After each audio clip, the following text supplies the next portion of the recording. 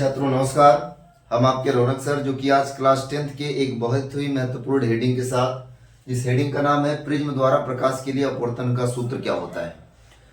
तो प्रिज्म द्वारा प्रकाश के अपवर्तन के लिए सूत्र होता है n बराबर sine A plus delta minimum by 2 upon sine A by 2। ये हमें सिद्ध करना है। सिद्ध क्या करना है हमें? प्रूफ हमें ये करना है कि n equal to sine A plus delta minimum by 2 upon sine A by 2, यही हमें सिद्ध करना है। देखिए इसमें क्या था, मानते हैं माना एक ए बी सी एक आपका प्रिज्म है। इस प्रिज्म पर पहली आपतित किरण PQ आपतित होती है और प्रिज्म से अपवर्तित होकर QR दिशा में आगे निकल जाती है। QR जो होता है वो BC के समांतर होता है और पुनः ये प्रकाश जो अपवर्तित किरण QR आई थी, ये प्रिज्म से अपवर्तित होकर RS दिशा में बाहर की ओर निकल जाती है। इस स्थिति में PQ को आपतित किरण, QR को अपवर्तित किरण तथा RS को निर्गत किरण कहते हैं। यानी निर्गत किरण RS को पीछे बढ़ाने पर तथा आपतित किरण PQ को आगे बढ़ाने पर ये दोनों कोण एक दूसरे को जिस कोण पर काटते हैं उसे क्या कहते हैं? विचलन कोण, जिसे डिनोट करते हैं डेल्टा के द्वारा। ठीक है ना, इतना आप लोगों को थ्योरी में लिखना है। अब प्रूफ देखिए क्या है, और कोण भी समझ में आ गया होगा। कोण एक बार समझ लीजिए, ये आपतित किरण हो गया, ये अभिलंब हो गया। तो आपतित किरण और अभिलंब के बीच बने कोण को आई कहते हैं, यानी आपतन कोण कहते हैं। ठीक है ना। अब यहाँ पे देखेंगे ये अपवर्तित किरण हो गया और ये अभिलंब हो गया। तो अपवर्तित किरण और अभिलंब के बीच बने कोण को R कहते हैं, जिसे आप लोग अपवर्तन कोण कहते हैं।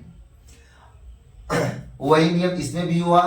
ये निर्गत किरण हो गया, ये I डैश हो गया और ये अभिलंब और अपवर्तित किरण के बीच बने कोण को R डैश कहते हैं। ठीक है ना। अच्छा एक चीज समझेंगे, जो हम बताएं शीर्षाभिमुख कोण होता है। शीर्षाभिमुख कोण होने का मतलब अगर ये कोण बराबर है तो ये कोण भी एक दूसरे के बराबर होंगे। कहने का मतलब अगर एक ये वाला कोण 45 डिग्री का है तो ये वाला कोण भी 45 डिग्री ही होगा। इधर वाला कोण 60 डिग्री है तो ये वाला कोण भी 60 डिग्री हो जाएगा। तो इसी कोण को बोलते हैं शीर्षाभिमुख कोण। शीर्षाभिमुख कोण, ठीक है ना। तो शीर्षाभिमुख कोण समझ में आ गया होगा। तो यहां पे देखेंगे ये वाला कोण मेरा I है तो ये वाला बड़ा वाला कोण भी मेरा I ही होना चाहिए। ठीक है ना। ये बड़ा वाला कोण मेरा क्या है, पूरा टोटल ये हमारा I है। तो अच्छा ये वाला कोण मेरा R है, ये वाला कोण I है, तो बीच वाला कोण निकालेंगे तो बड़ी वाले कोण में से छोटी वाले कोण को घटा देंगे तो I माइनस R हो जाएगा। सेम वही प्रोसेस इसमें भी हुआ है। ये आपका पूरा पूरा फिगर था। अब देखिए इसमें प्रूफ एक बार कैसे होता है। हम बताएं कि जो वो होता है, कहने का मतलब बहिष्कोण जो होता है वो शेष दो अंतः कोणों के योगफल के बराबर होता है। तो एक त्रिभुज देखेंगे, त्रिभुज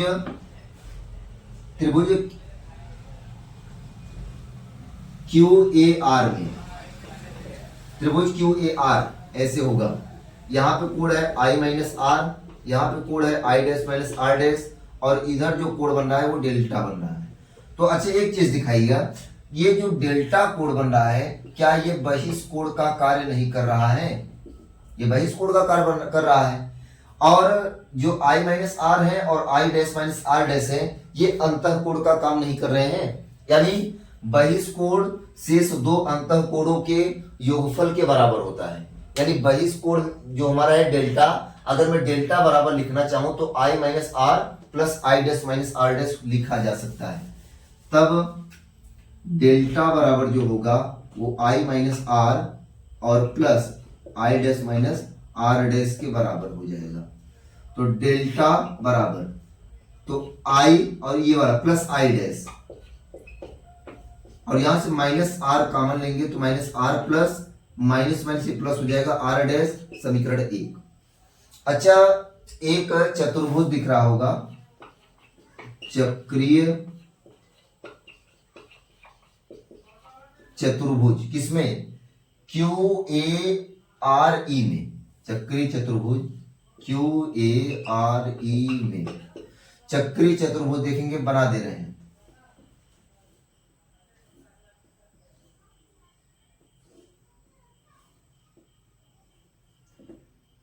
यही आपका चक्रीय चतुर्भुज है। यहां पे ए, यहां पे क्यू, यहां पे ई, यहां पे आर। तो चक्रीय चतुर्भुज का एक सीधा सा मतलब होता है चक्रीय चतुर्भुज के किन्हीं दो सम्मुख कोणों का जो योगफल होता है वह 180 अंश के बराबर होता है। यानी a प्लस ई बराबर 180 डिग्री लिखा जा सकता है, या q प्लस आर बराबर 180 डिग्री लिखा जा सकता है। जब चतुर्भुज के चारों कोणों का योगफल पूछा जाएगा तो 180 इसका और 180 इसका, ये दोनों मिलकर 360 डिग्री का कोण बना देते हैं। अगर सम्मुख भुजाओं के अगर सम्मुख कोणों के योगफल पूछा जा रहा है तब 180 अंश बताएंगे, और चक्रीय चतुर्भुज के चारों सम्मुख कोणों को योगफल पूछा जाएगा तो 360 डिग्री के बराबर होता है। यानी चक्रीय चतुर्भुज ए क्यू आर ई में, तो यहां पे देखेंगे ए और ई को मैं दिखा सकता हूं 180 डिग्री के बराबर, 180 डिग्री, यानी ए बराबर 180 माइनस ई, समीकरण नंबर 2। ठीक है ना। अब नीचे एक त्रिभुज दिख रहा होगा, मैं बना दे रहा हूं। यहां पे ई है, यहां पे क्यू था, यहां पे आर था, ये आर है, ये आर डैश है और ये ई है। तो त्रिभुज कौन सा दिख रहा है? त्रिभुज क्यू ई आर में, त्रिभुज क्यू ई आर में। वहां पे आप लोग पढ़े होंगे कि त्रिभुज के तीनों अंतः कोणों का योगफल जो होता है वो 180 अंश होता है। यानी R plus are dash plus E बराबर 180 अंश, R plus are dash plus E बराबर 180 अंश, यानी आर प्लस आर डैश बराबर 180 माइनस ई, इसे बोलते हैं समीकरण 3। अब 180 माइनस ई इधर भी है, 180 माइनस ई इधर भी है। क्या मैं 180 माइनस ई को ए के बराबर यहां पे लिख सकता हूं? बिल्कुल लिख सकता हूं। यानी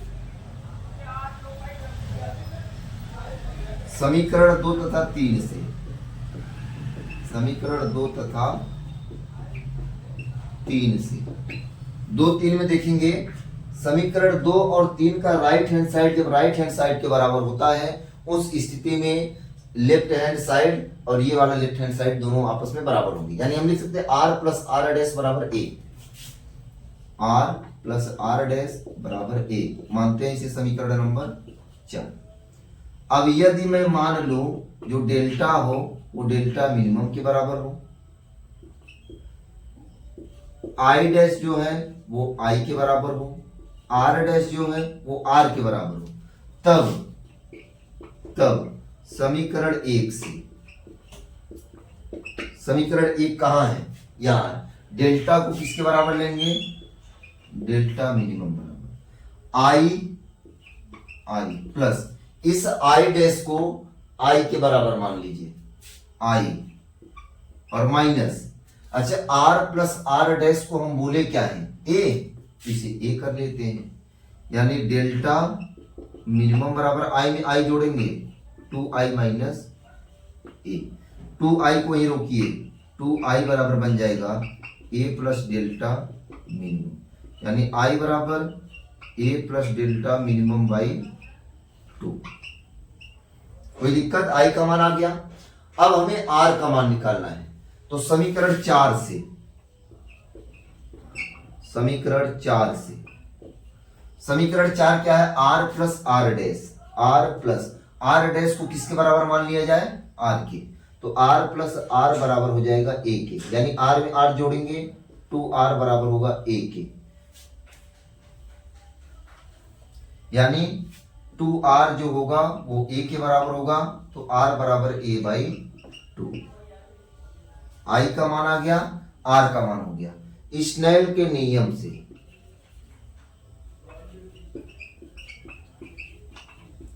स्नेल का नियम क्या होता है?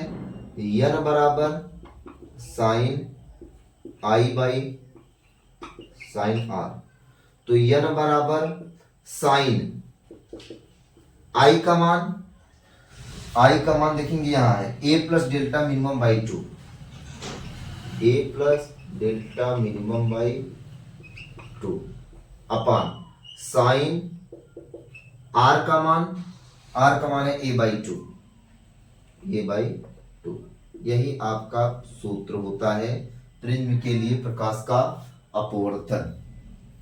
ठीक है ना।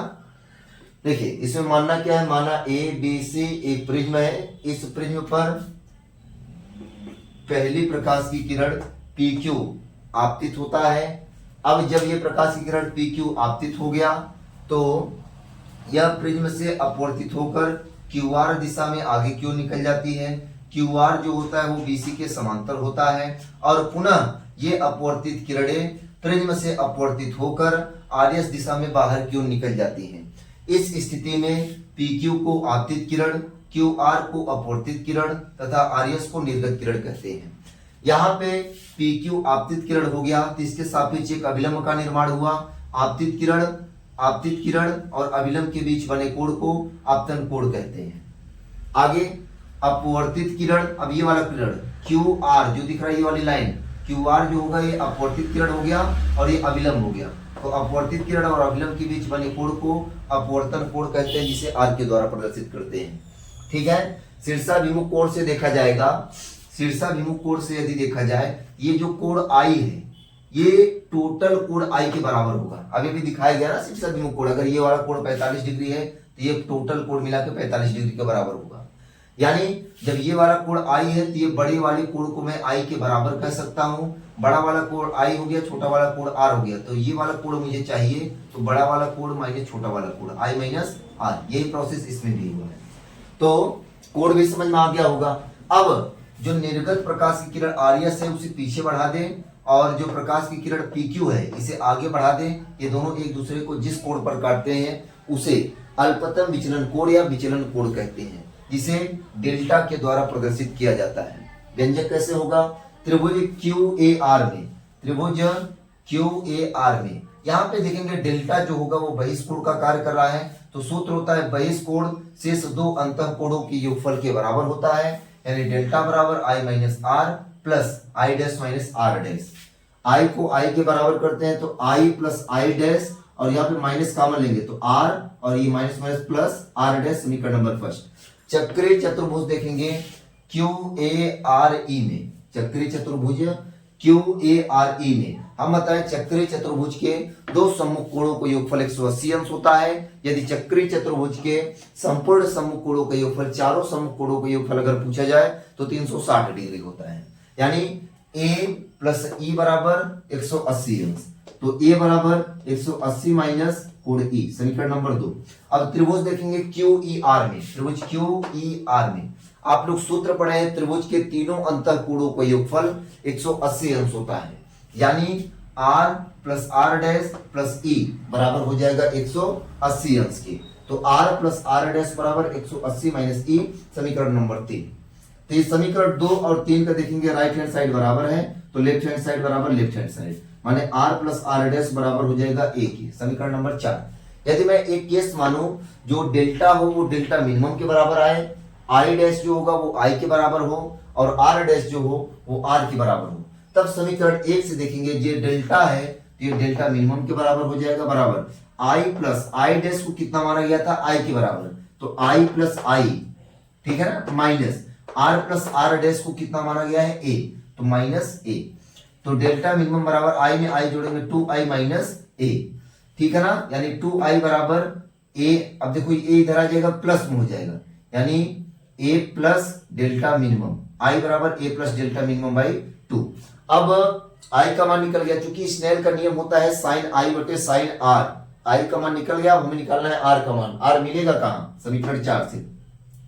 समीकरण 4 से देखेंगे R प्लस R डैश को बोलते हैं R के बराबर, तो R प्लस R बराबर A, यानी 2R बराबर A, R बराबर A बाई 2, ठीक है ना। अब स्नेल का नियम होता है n बराबर साइन I बटे साइन R, तो n बराबर साइन I का मान यहां है और R का मान यहां है, दोनों मान उठाकर रख देंगे। यही प्रिज्म द्वारा प्रकाश के अपवर्तन का सूत्र होता है, ठीक है ना।